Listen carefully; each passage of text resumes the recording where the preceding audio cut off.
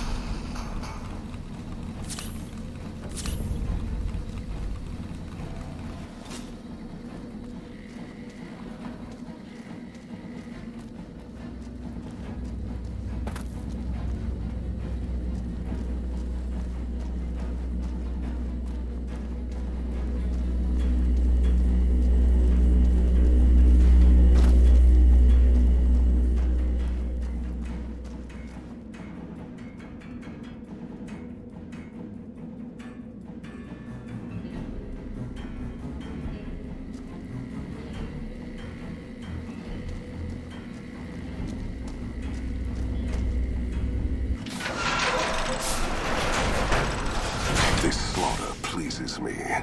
No act is more sacred than consecrating a site in the blood of one's enemies. The rest with the Legion. Perhaps know that. For now, come. We must see to the burning of the dead.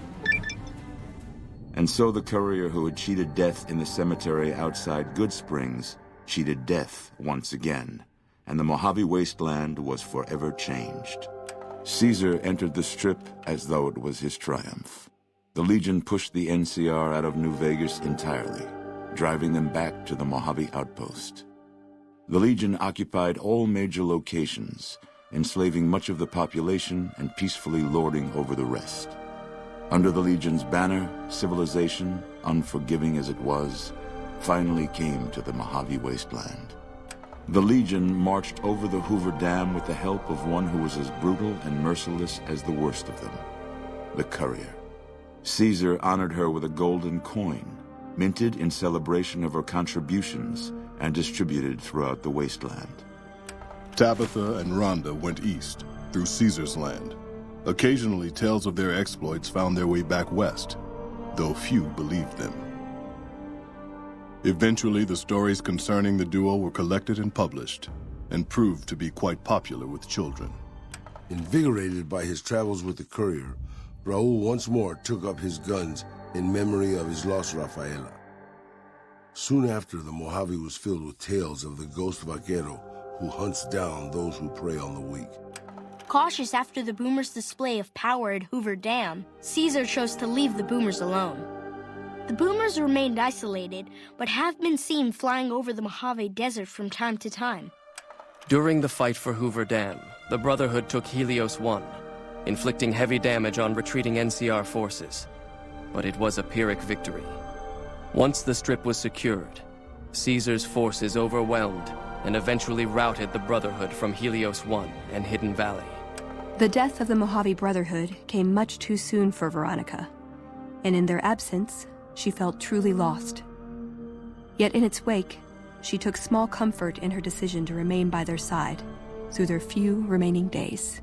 The Fiends attacked Camp McCarran during the Second Battle of Hoover Dam and suffered heavy losses.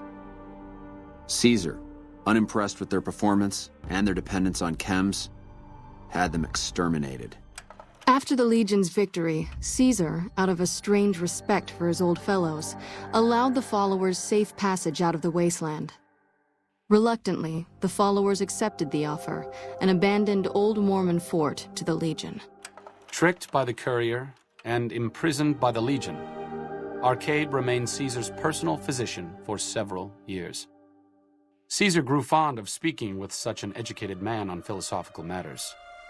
Arcade became his unwilling intellectual sparring partner. After years of such servitude, during an unguarded moment, Arcade used a surgical scalpel in his bare hands to disembowel himself. Lacking any other skilled medical personnel, the Legion was unable to prevent his death. Caesar mourned his loss for months. The Legion, preoccupied with its acquisition of New Vegas, scarcely took notice of the town of Goodsprings. Many locals moved on, fearful of Caesar's long shadow. Only the old and the stubborn remained. In the years following the destruction of Cassidy Caravans, NCR used evidence of the plot to blackmail the Crimson Caravan and the Van Graffs. NCR enacted strict trade laws with little resistance, strengthening their supply lines and their position in the Mojave. Cass lived to see the mark of the Legion on Hoover Dam. Uncertain of what lay next for the West, she remained silent. As the Legion marched west, she found it difficult to see the dam as anything more than a gravestone for the Mojave and everyone in it. As reward for their loyal service, Caesar forcibly integrated the great Khans into the Legion. The sick and elderly were killed. The women sold as wives to ranking officers, and the tribe's identity was annihilated. Though many great Khans mourned the death of their tribe, many more were ultimately satisfied with their revenge against NCR. It took more time than anticipated for a cure for the Nightkin schizophrenia to be found, but in the end, it was beneficial to Jacobstown. The presence of the Nightkin leader, Keen, persuaded Nightkin from across the wasteland to make the journey to the town. Jacobstown prospered, becoming known as a fair, if somewhat intimidating, place for a trader to do business. Encouraged by the courier to take her medication regularly, Lily's mind eventually attained a semblance of clarity. Her memories dulled by the pills, she cast aside the recording of her grandchildren, no longer remembering its significance. Impressed with the King's continued attacks upon NCR citizens and soldiers, the Legion offered them the option of being assimilated into the Legion. The Kings refused and briefly became slaves in the Legion, but after a failed escape attempt, they were all put to death. With the transplant of Lupa's brain, Rex gained all of the donor's experiences traveling with the Legion. These melded well with his own memories of the Legion, and his new mind quickly adjusted to the myriad memories. Though Camp Golf fell to Caesar, the Misfits distinguished themselves during the Legion's attack. Mags and her soldiers were posthumously recognized for their valor by NCR. During the Legion's attack on Novak, Bright followers returning from their long pilgrimage assisted in its evacuation. Though Novak eventually fell to the Legion, many citizens of Novak were able to escape, alive and intact. Boone refused to take the Legion's victory lying down. Heading to the hills with his rifle, he began a deadly campaign against high-ranking Legion officers.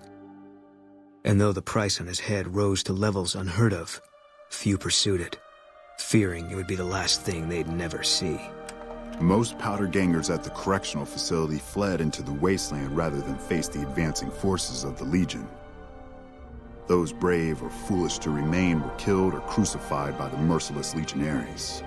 After the majority of the Vault 19 powder gangers joined the Great Khans, the weaker members scattered throughout the Mojave Wasteland.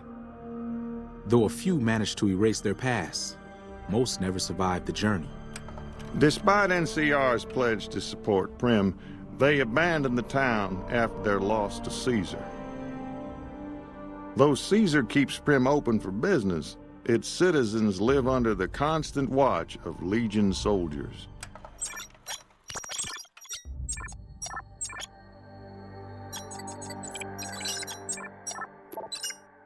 Due to the courier's intervention, Chief Hanlon abandoned his plan to sabotage the defense of Hoover Dam.